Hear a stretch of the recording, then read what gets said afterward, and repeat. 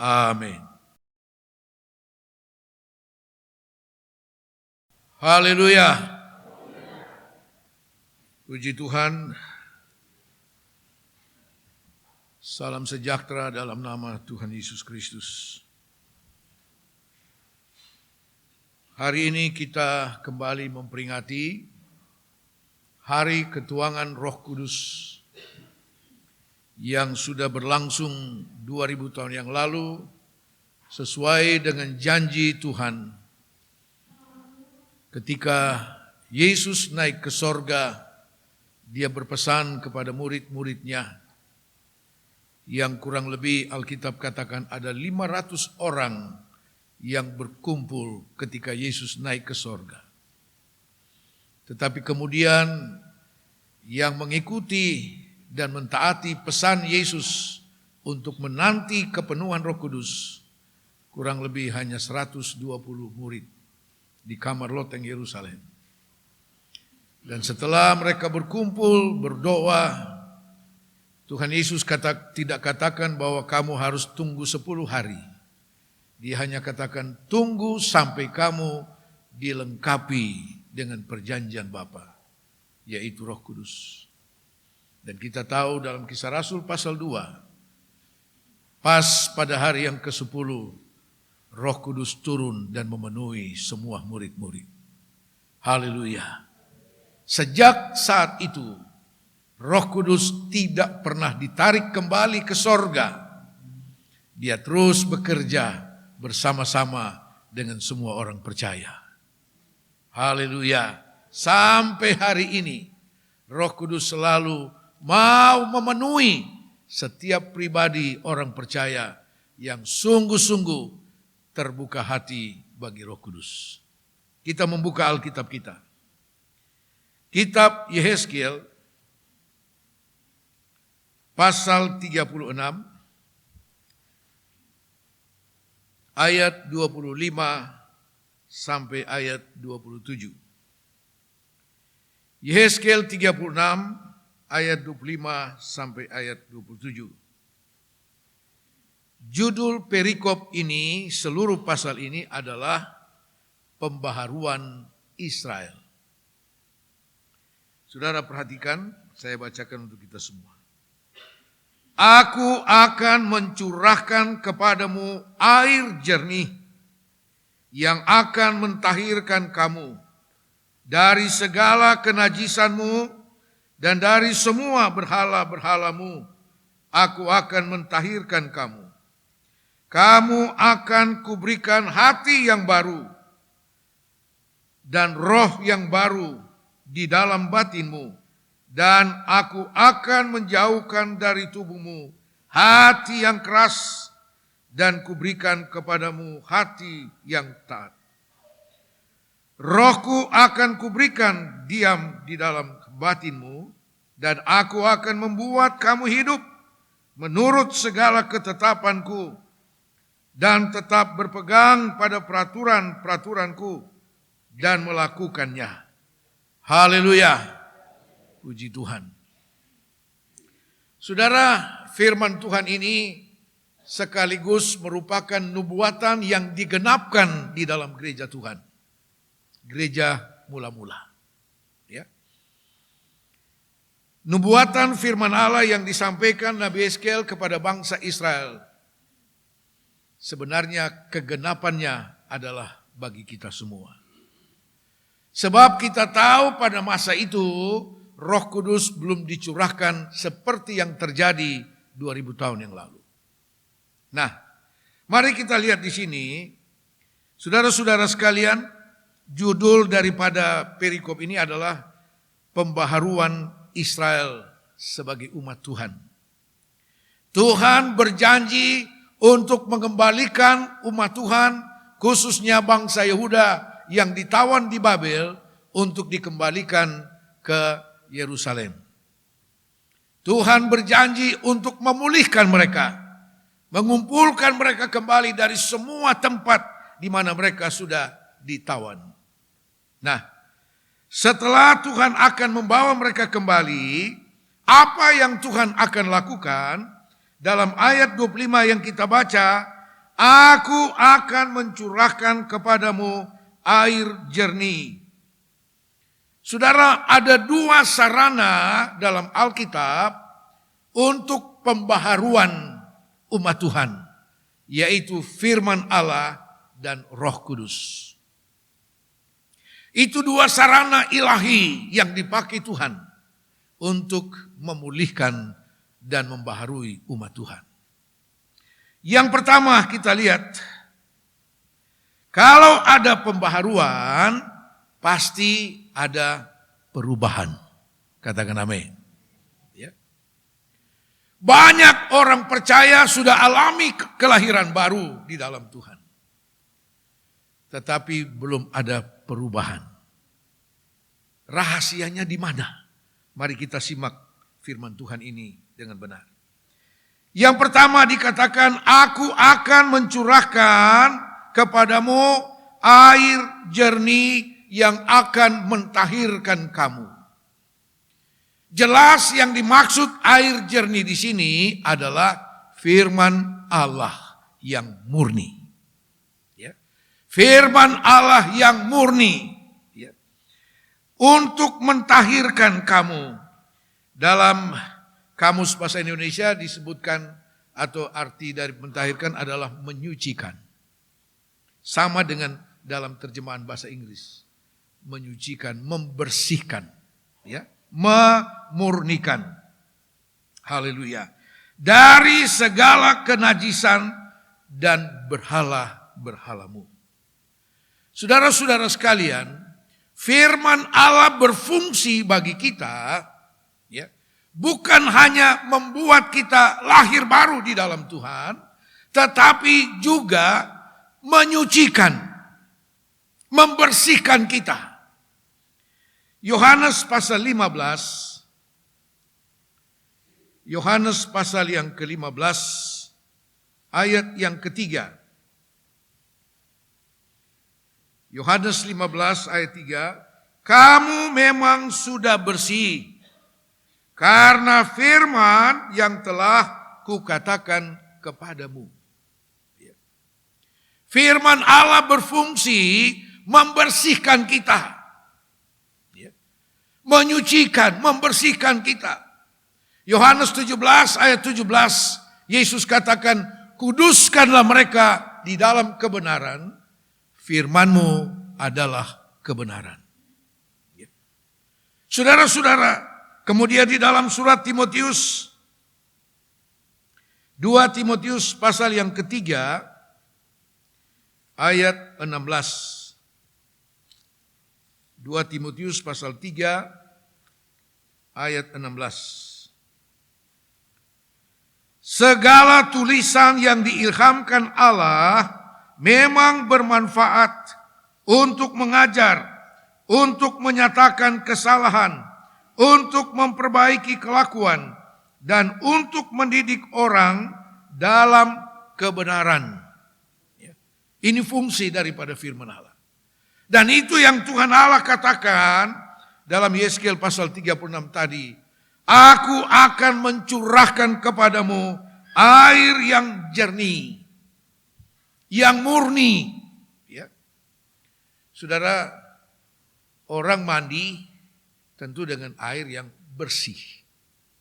Supaya jadi bersih. Ya. Tidak mungkin mandi dengan air yang tidak bersih, air yang kotor. Percuma. Ya. Bukan menjadi bersih, menjadi lebih kotor malah. Ya. Tetapi Tuhan Allah katakan, aku mencurahkan kepadamu air yang jernih. Ya. Dalam kitab Ulangan dikatakan, firman Allah itu seperti embun yang menitik. Ya. Yang menyegarkan. Nah, firman Allah yang murni, itulah yang sanggup menyucikan dan membersihkan kita. Dikatakan dari segala kenajisanmu. Dari segala hal yang kotor.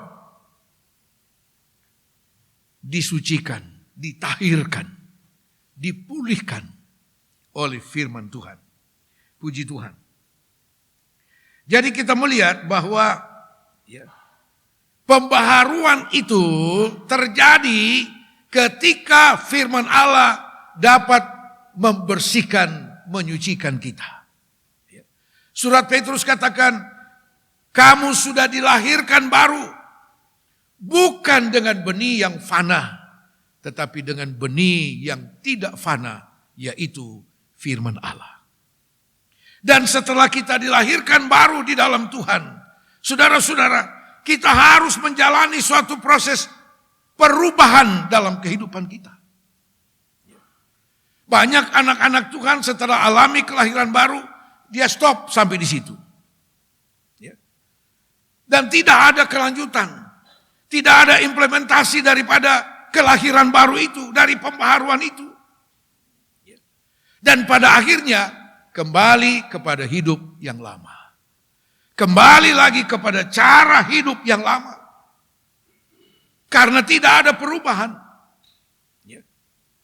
Sementara di dalam ayat-ayat ini, Tuhan Allah menjanjikan bukan hanya pembaharuan oleh firman Allah, tapi juga perubahan yang nyata.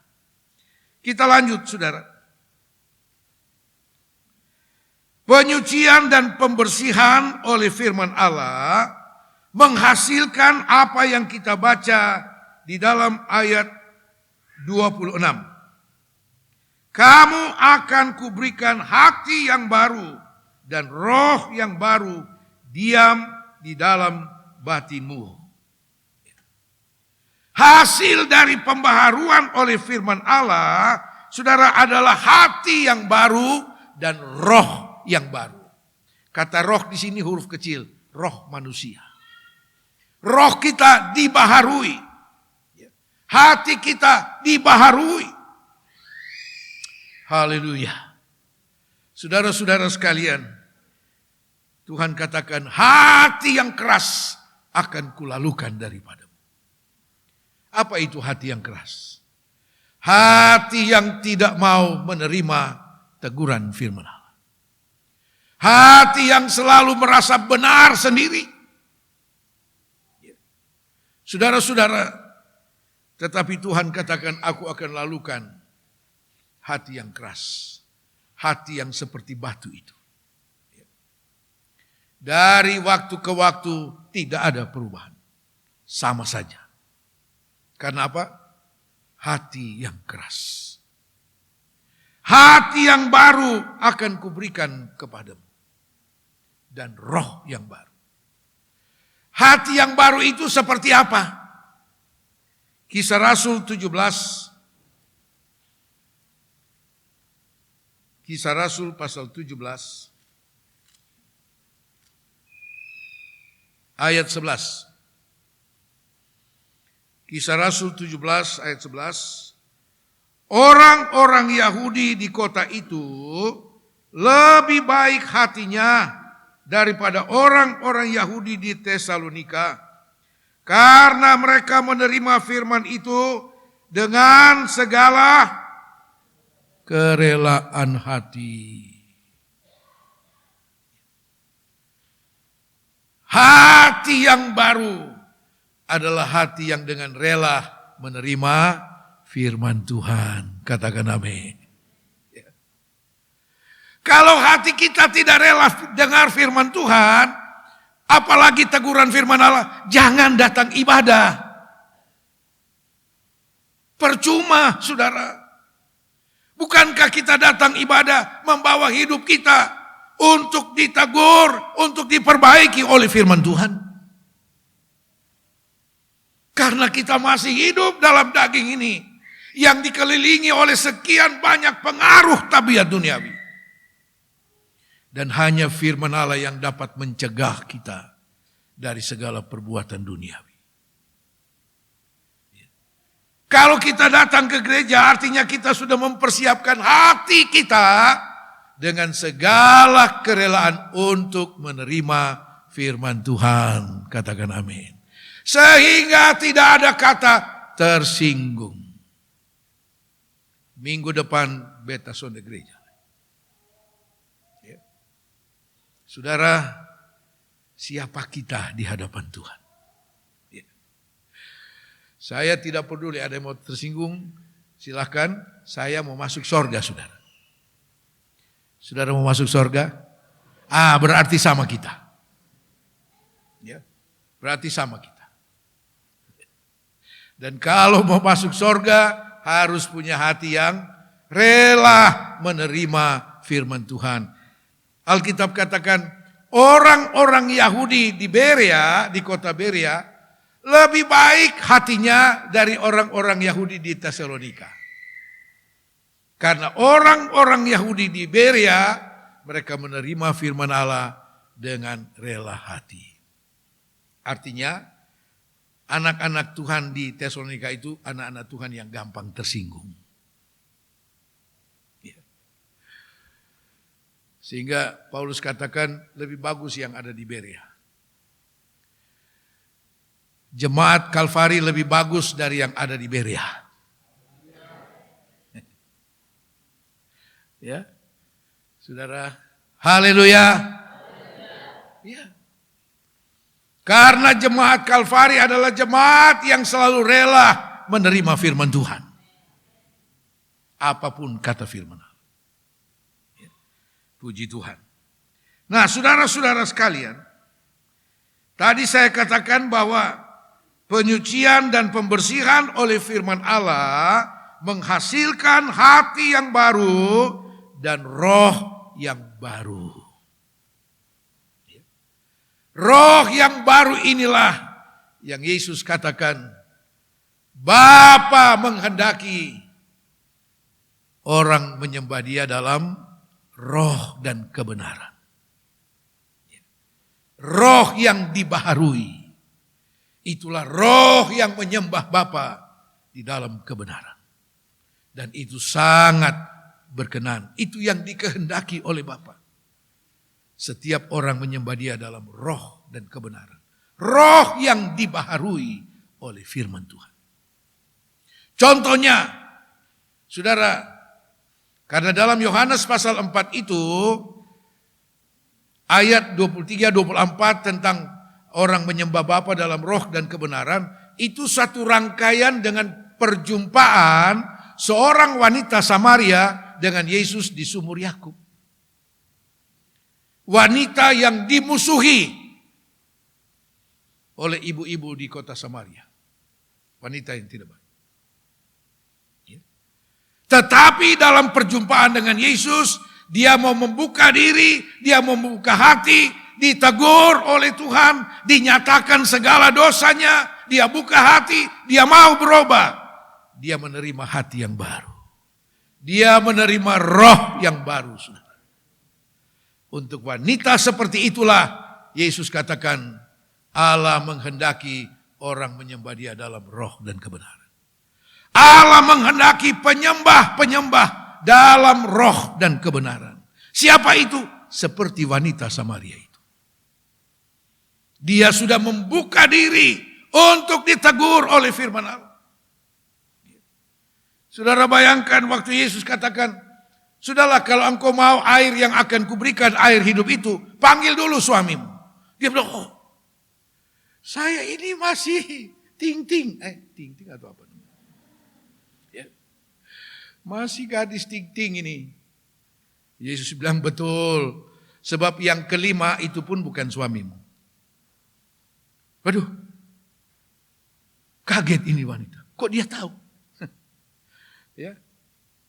Tapi dia justru bukan tersinggung. Dia buka hati untuk ditahirkan, saudara.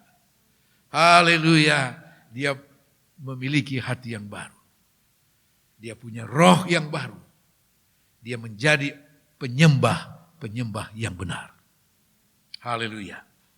Nah, saudara, itu janji Tuhan dalam hal pembaharuan.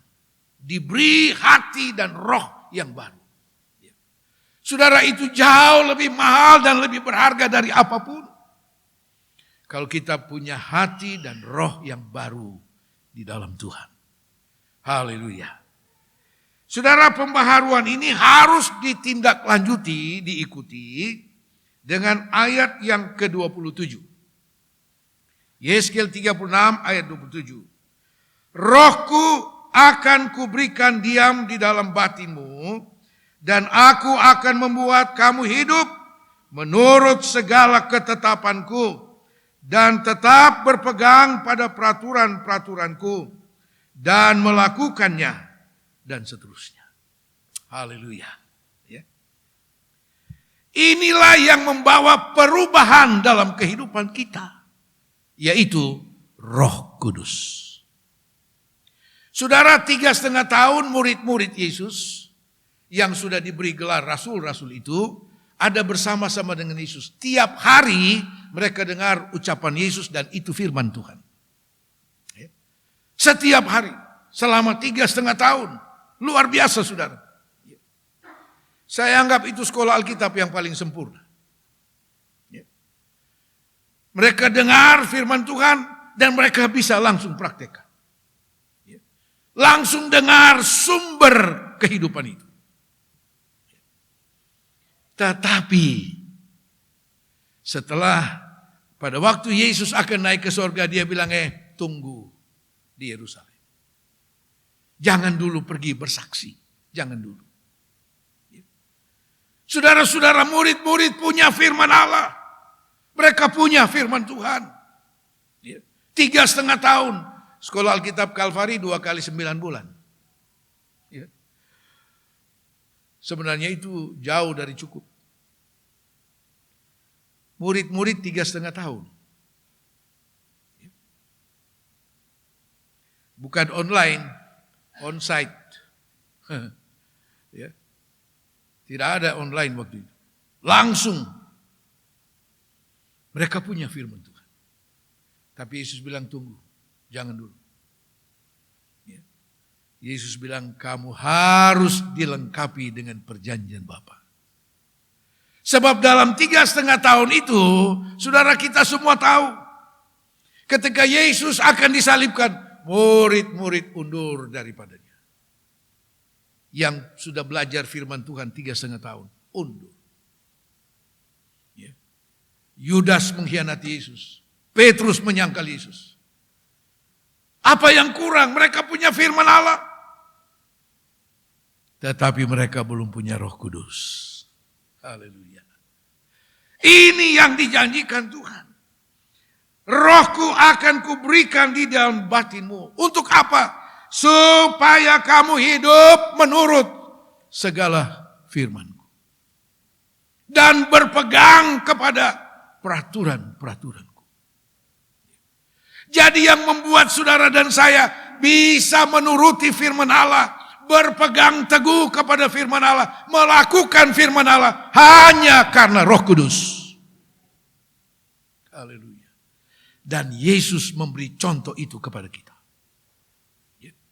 Yesus telah memberi contoh itu kepada kita. Kenapa dia begitu taat kepada kehendak Bapa di sorga? Sampai harus disalibkan.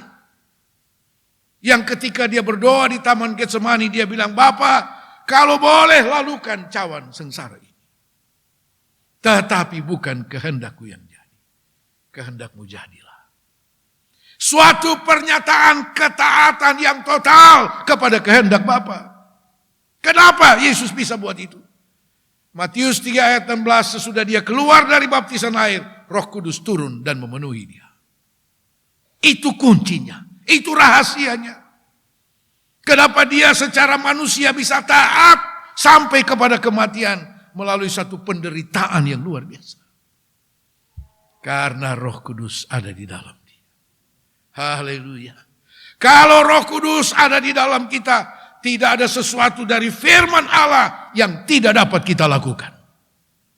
Kita bisa lakukan. Kitab Sakaria katakan, bukan oleh kuat dan gagah, tapi oleh Roh Tuhan semua pasti jadi. Haleluya.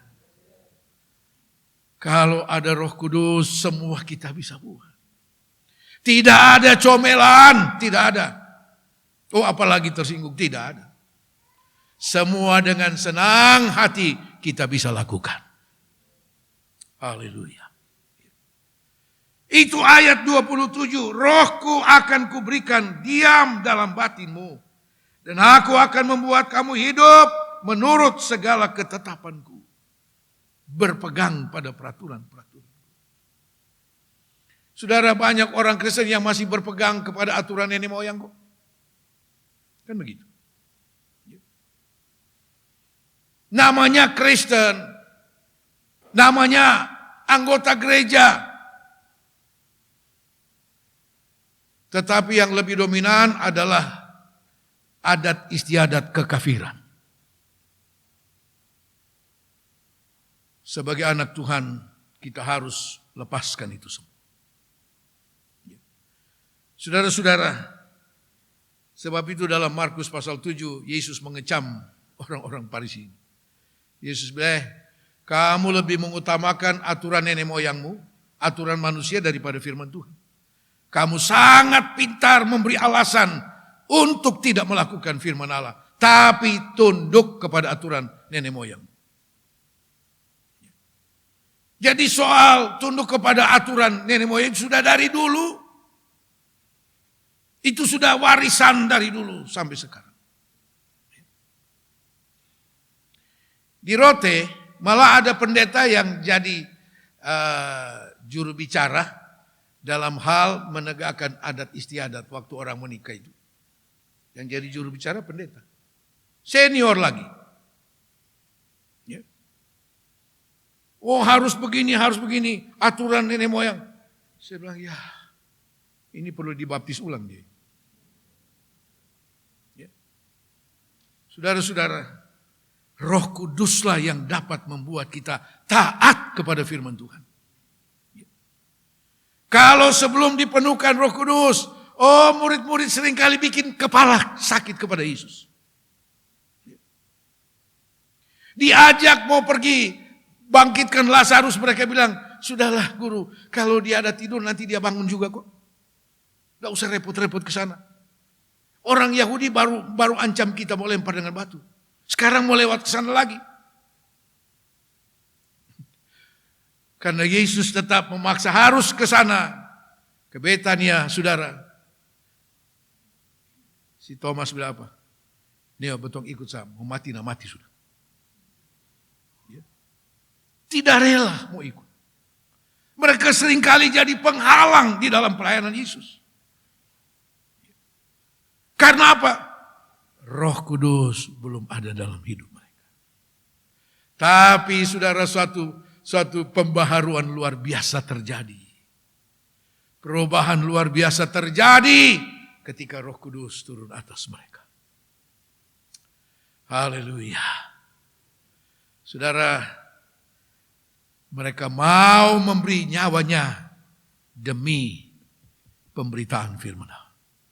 Demi memenangkan jiwa-jiwa bagi Tuhan.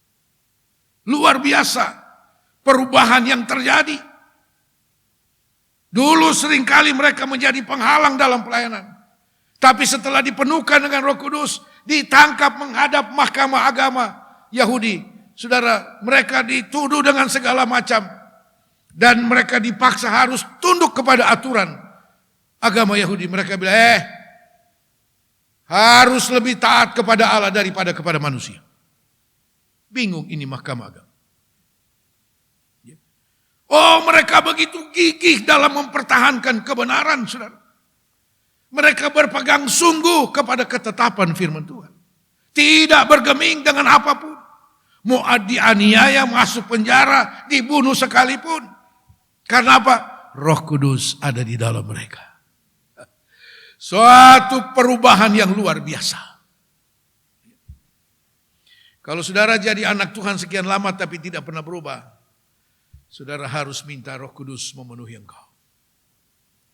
Sebab Roh Kuduslah yang memberi engkau kemampuan untuk berubah. Haleluya. Puji Tuhan. Berpegang pada peraturan-peraturanku dan melakukannya.